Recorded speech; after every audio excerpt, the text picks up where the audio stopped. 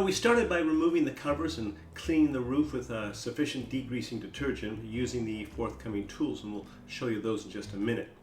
Now, if there was any loose or fragmented roof coatings, we simply removed it. Now, we already performed a final rinse and let the roof dry completely, but we're going to wait just a few more minutes to ensure that it's absolutely bone dry. Now, today in sunny Southern California, the temperature should range between the mid-80s and the mid-90s, which will suit our needs quite perfectly. The original vent cover was damaged, so we obtained a new universal vent cover. Here we are cleaning the air conditioning covers in order for them to bear similitude to the epicness of the EPDM. We certainly do not want to spoil it with dirty air conditioning covers. As you will see, this product is so easy to work with, even the young, Luke Davis the actor, and young at heart can do an excellent job producing excellent results. These are the tools we use to scrub the RV's roof: a handheld and long-handled scrub brush and a 5-gallon bucket with soap and water. Okay, we will now show you the tools that we will use throughout this process. Now, we already showed you the brush and scrub brush we used to prepare the roof, actually in cleaning it. We will now use the long handle and attach it to a paint roller. Today we are using a roller with a medium nap. You can certainly use a shorter nap or a longer nap. That's really up to you. We prefer a medium nap. Now, the longer handle that we're going to be using will certainly allow us to stand up throughout the entire application process. Before we roll it, we will want to spread it out as evenly as possible, and for that we will use this medium duty squeegee, which we purchased at a local Home Depot. And we also have black gloves.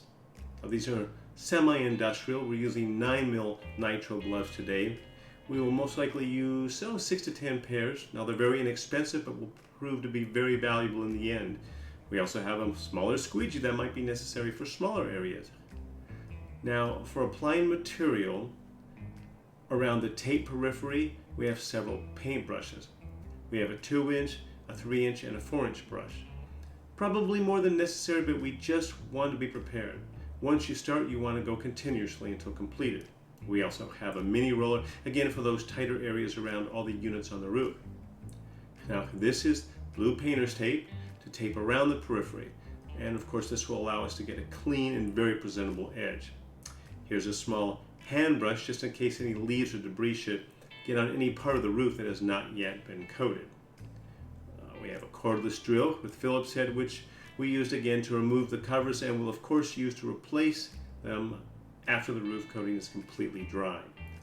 We have an extension cord and a power drill to mix the coating in. Mix we can use to bring the coating to the roof. This way we can bring a smaller and more easily manageable amount of product to apply around the edge and around all the mechanical units and vents on the roof. Okay, we are now using the blue painter's tape. Luke and I are very carefully taping around the periphery of the entire roof. Now, while this is not necessary, we do want an overlapping and a very clean cut edge.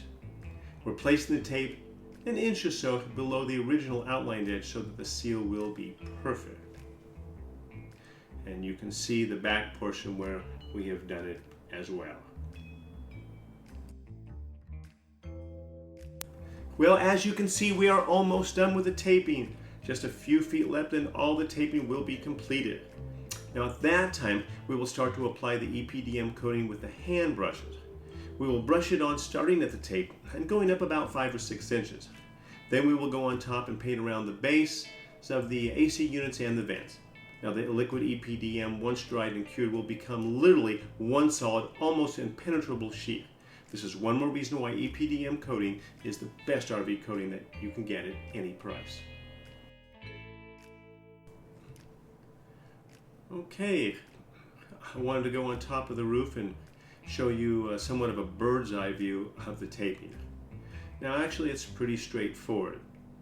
And for what it's worth, I used 2 to 3, sometimes 4-foot sections of tape and made sure I overlapped each piece by at least a few inches.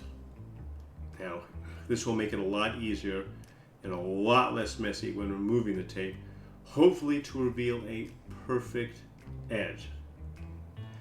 This really didn't take that long, but trust me, it's well worth it.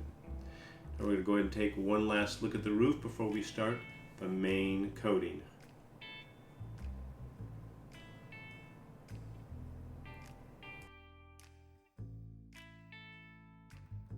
Coating, as you can see, applies quite easily. And these are not expensive, high-dollar painter's brushes. They're just your basic Home Depot, run-of-the-mill paintbrush. That made no sense. It's a bit easier for me to use just the roller. It actually allows me a little more maneuverability with only a few feet to stand on and not having to put the squeegee down, or in this case hand it off to Luke. I also wanted to note that we are at the absolute end of the recommended working time for the product. Still applies with absolute ease.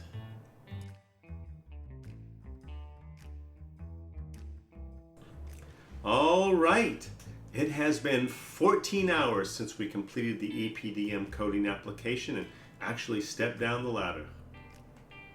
And looking at this roof, I have to say, this roof looks great. Luke, what do you think? Oh, I agree. It does look great.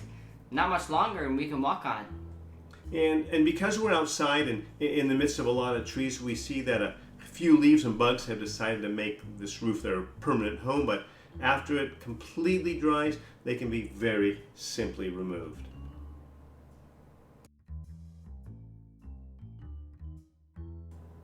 Okay, we moved the RV back to the storage facility, and it has been 3 days since we completed the application. We have reinstalled all the AC unit and vent covers, and I have to say, this roof looks spectacular. You know, and I want to say that this process went a whole lot smoother than we originally anticipated. All attributed not to our skills, but definitely to the quality of this absolutely amazing product.